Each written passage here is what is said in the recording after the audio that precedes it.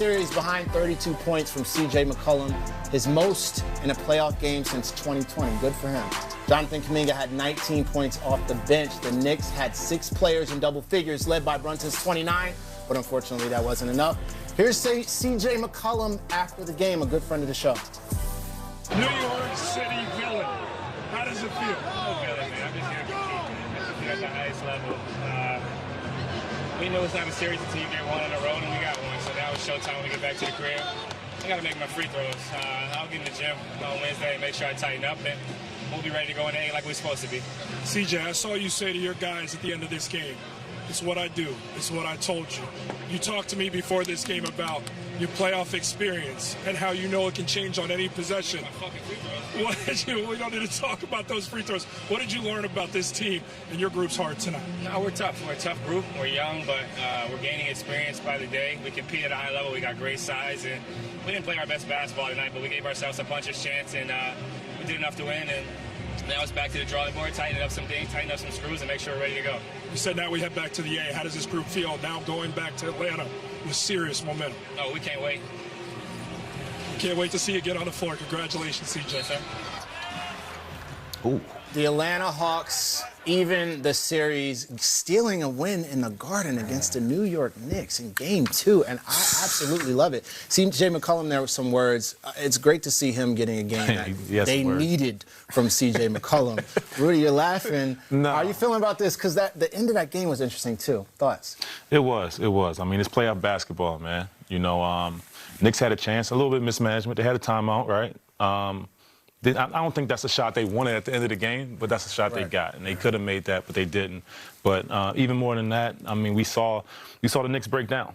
They broke down at the end of the game. They've had a problem with that all season, but, you know, on this stage, you wouldn't expect them to break down like that. You know, as far as defense, you know, you usually see Nickeil Alexander-Walker, a guy that played excellent defense on Brunson at the end of the game, the guy we said was the most improved player. I mean, it's just, you know, the stars really shine tonight. You know, Brunson, even though he had that turnover, had a really good game and kept the team in it. But, you know, this is just classic playoff basketball. There's that final play right there. And I don't think anybody in the Garden liked that shot, but, you know, that's just the Garden for you. But, you know, obviously, this was a good game, and it was fun to watch.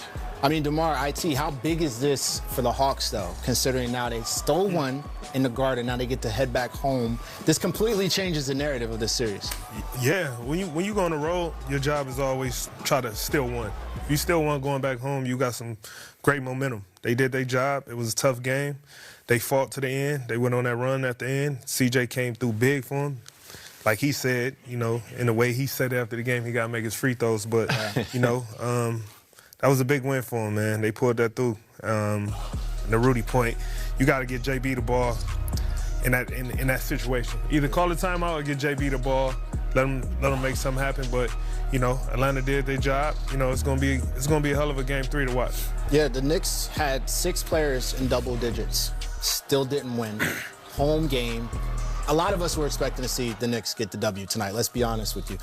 IT, you're the Knicks now. What do you do to adjust? What do you do heading back to Atlanta now? It's tough because these games hurt, especially when you lose one on the road. I mean, at home, where you feel like you're supposed to win. They were in control of the game the whole game, except the last minute and a half of the game, and these will change the whole series. I think DeMar said it right early on.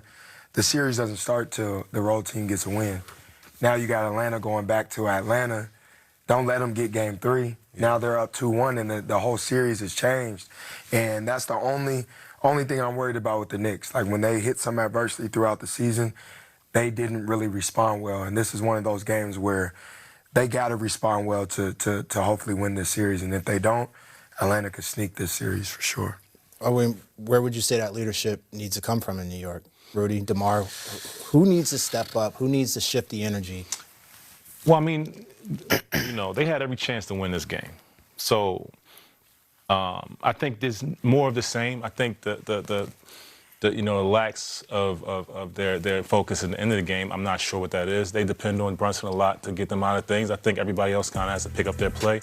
But you know, like I said, they had every chance to win this game. CJ missed those 2 foul shots. They had a chance at the end of the game to win the game also. So, like, I don't know, like, I can't pinpoint who needs to say what or do what, but I do know that Atlanta now has momentum going back home. And that's the last thing you want from a team that you're supposed to handle at home. Has this changed your confidence in either of these two teams? Has this confirmed anything that you already think about these two teams?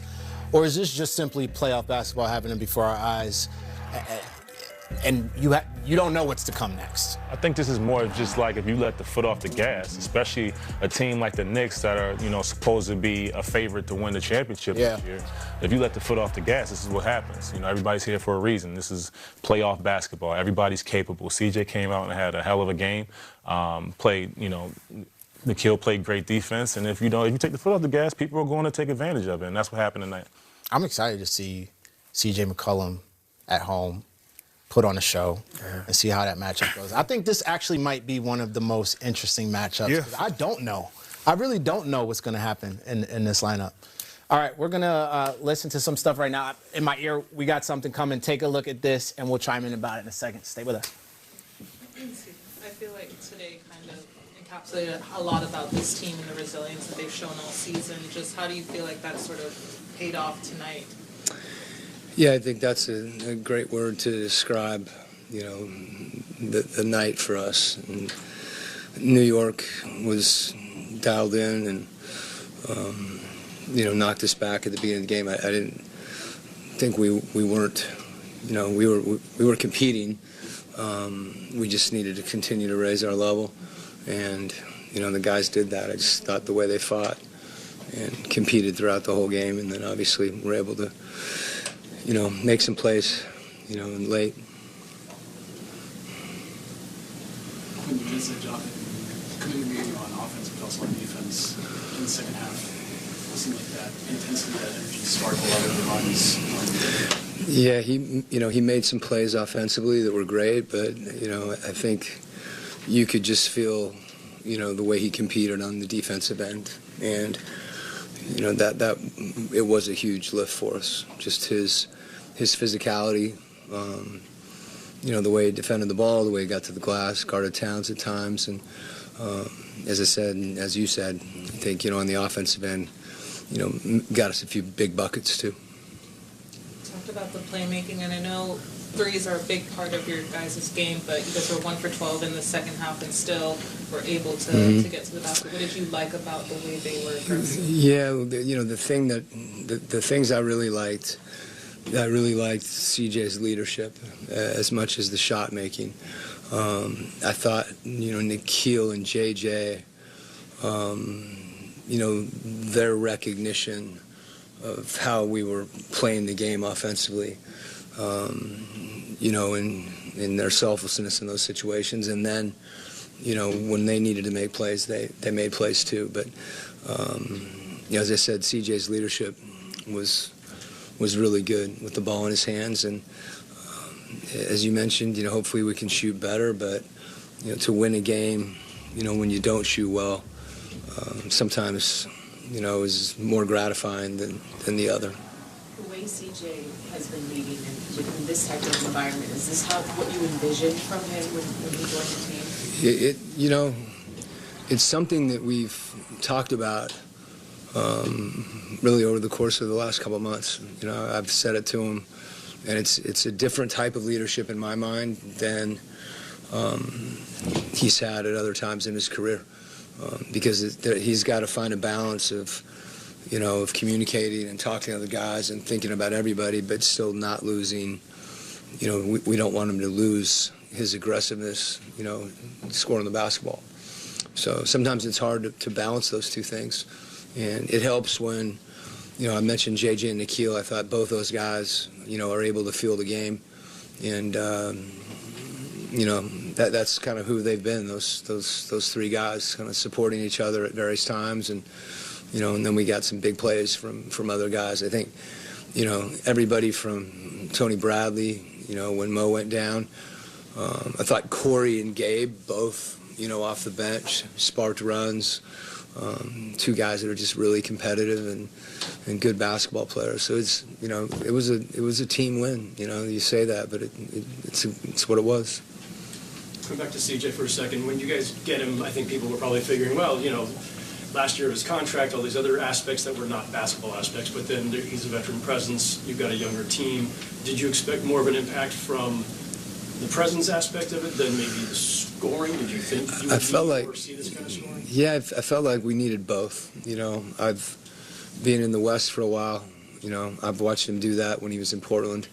But again, you know, to your point, I think you can lead, you know, by how you play, and then you can lead, you know, with more communication and the things that